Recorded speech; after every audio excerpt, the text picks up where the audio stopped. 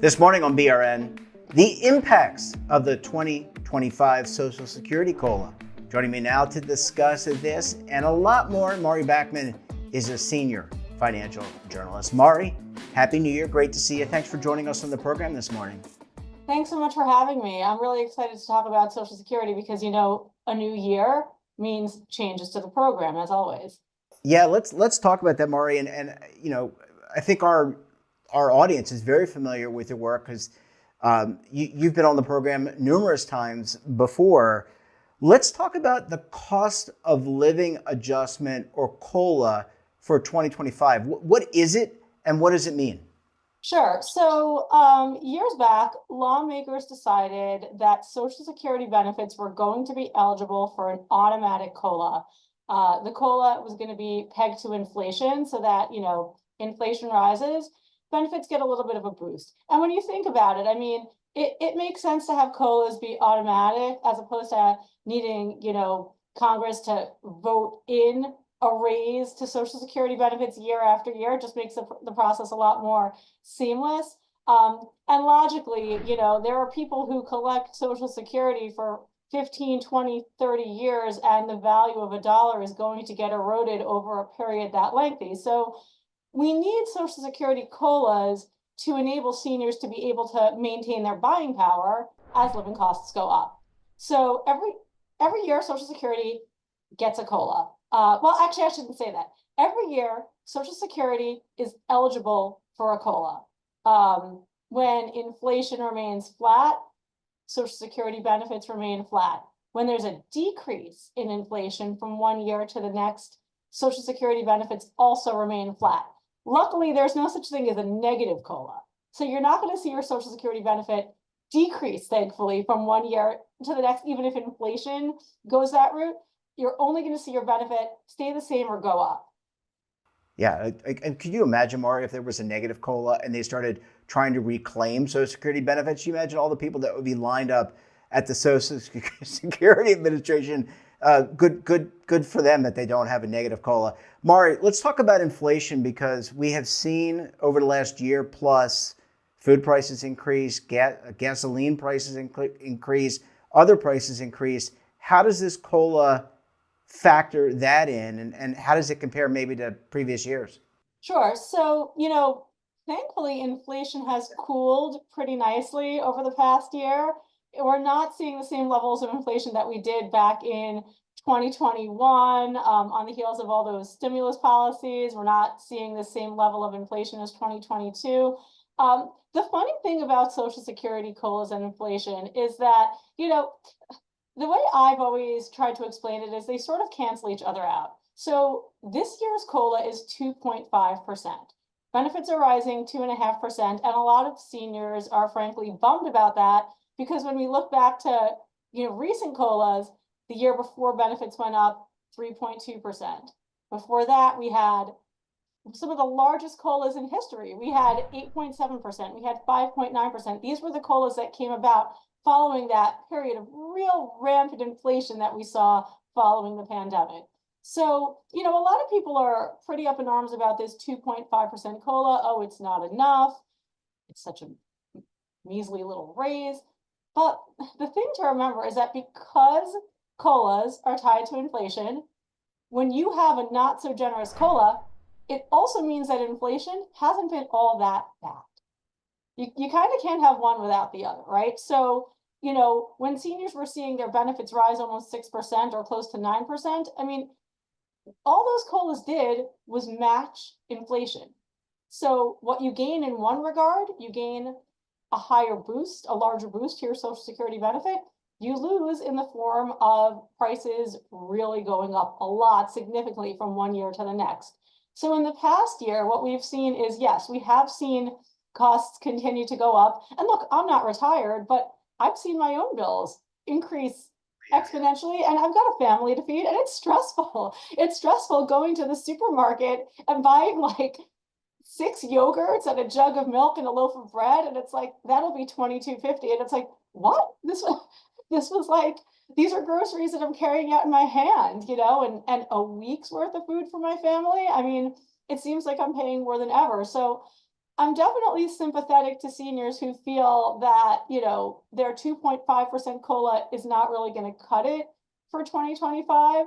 I can see where they're coming from because costs are still high, but things could also be worse. Well, they could be worse, Maury. They could be a lot worse. I want to ask you about taxation because how does taxation, or does taxation, factor into this cost of living adjustment? Does that mean anything to those directly taking Social Security? So it's a funny thing. So seniors are often shocked to learn that Social Security benefits can be taxable at the federal level. There can also be state taxes on Social Security, actually, depending on the state you live in and the amount of your total income. But the federal government can tax a portion of your Social Security benefits. And that doesn't sit well for a lot of seniors. It almost feels kind of like a double taxation, right? Because throughout our working years, we're all paying into Social Security on our wages. And the promise is that you're going to pay taxes, you're going to pay into Social Security, but then when you're older and retired, you're going to get a monthly benefit. And then it's like, hey, guess what? You're not necessarily going to keep that monthly benefit in full because once your income exceeds a certain threshold, a portion of your benefits can be taxed. Now, here's the problem. Social Security is eligible for an annual COLA, which means that benefits historically have risen from one year to the next. There have been a few years in history with a zero COLA, but for the most part, we have seen benefits rise from one year to the next. The problem is that the income thresholds that determine whether you're going to pay taxes on your Social Security benefits, those income thresholds have not increased since 1984. So Long time ago. it's a long, it's a That's a long, long time ago. I a was long 12. time ago. It's a I was long time. 12, Maury. So I'm not going to say how old I was, but I was around. It was a long time ago. So, when you kind of just then logically put those two pieces together, it's like, well, wait a minute, so Social Security benefits rise every year, and Social Security benefits are calculated in the formula that determines your income and that determines whether your income is high enough to have your benefits taxed, if you get what I'm saying. Basically, it's a concept called combined income. It's a factor of your adjusted gross income. It throws in any tax exempt interest income you receive. Like if you're a municipal bond investor, you might get some tax-free income. That's counted as into your combined income. And then also half of your annual Social Security benefit is factored into your combined income. And basically, if you're single, once your combined income is $25,000 or higher, you're going to be paying taxes on a portion of your Social Security benefits. Now, let's think about that. $25,000.